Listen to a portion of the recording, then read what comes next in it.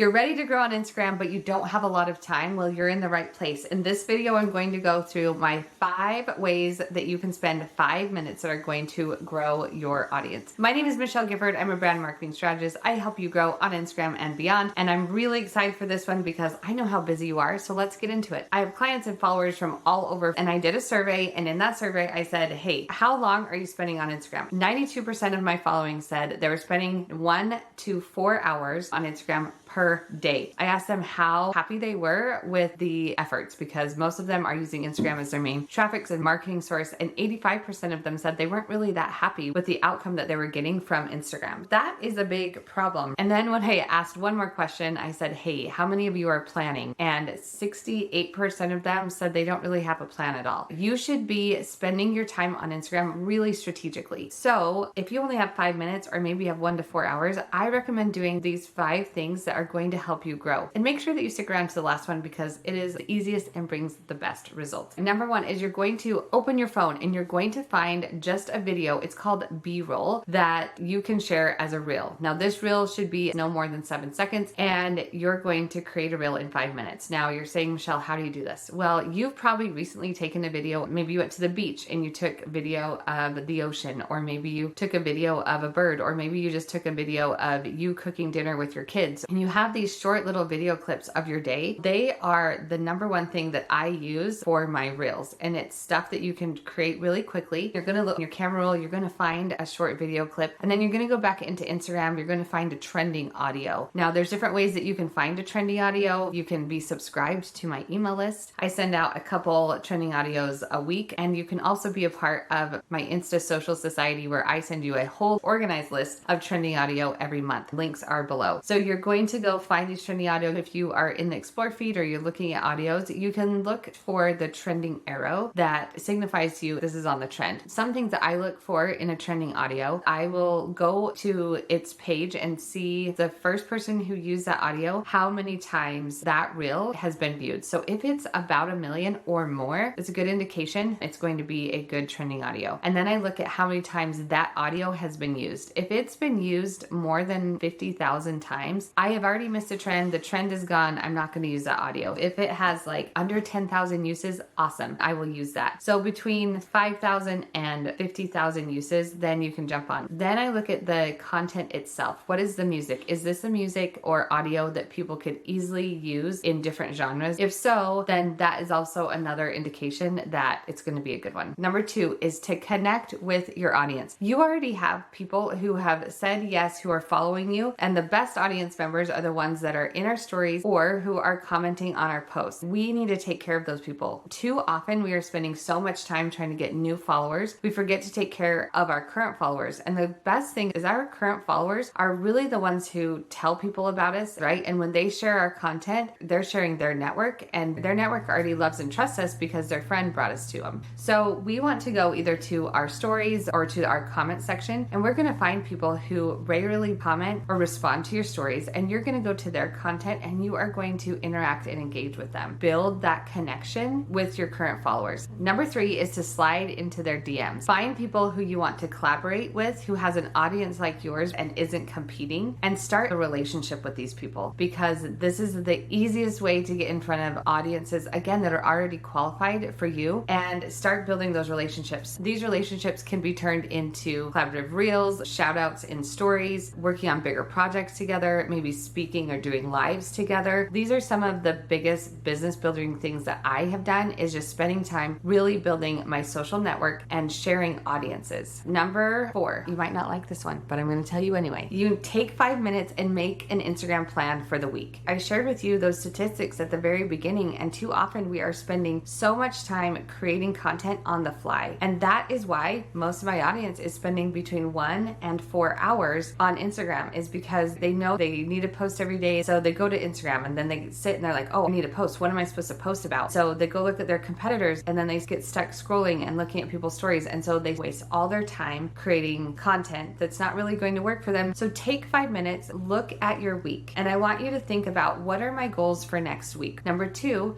look at the big questions that your audience is asking you and see what problems you can solve for your audience right now. Now, a lot of times we look too far beyond the mark here. And really, you are getting DMs or you're getting questions on your posts, those are the best type of questions to answer because you already have people asking them and they are clues to us where our audience is and the things that they need. So pay attention, put up a question box, let people ask questions of you, and then take those questions and put them into your Instagram plan. Take 5 minutes, plan your Instagram, and then when you do have that hour, you can create content for the week. You can batch content and it's going to put you ahead. Your content's going to be more effective. You're going to be able to speak better to your audience and it's going to free up all of this time. Number 5, this one's very good. You're going to look at your analytics. You're going to look at your top post, make sure that it's at least a month ago, and then you are going to repost it. That's it. You can repost the caption, you can repost whatever. Now, if this is a family life update or something like that, don't repost that because that doesn't make sense. But if it is a post that you got high engagement because of the value that you added, then try it again. If it's a reel, try it again with a new hook and with a new audio. You can repurpose that way because the truth is you think that everyone is watching your content really, really carefully and that they're judging you and that they're keeping notes and that if you reposted one of your pieces of content that someone's going to really notice. And someone might notice and they probably are still going to get value because we have to see things 7 times before we pay attention and take action. So I'm not actually really concerned if someone's like, oh, I think she already said that, because once on the internet is never, as my friend Sharon says.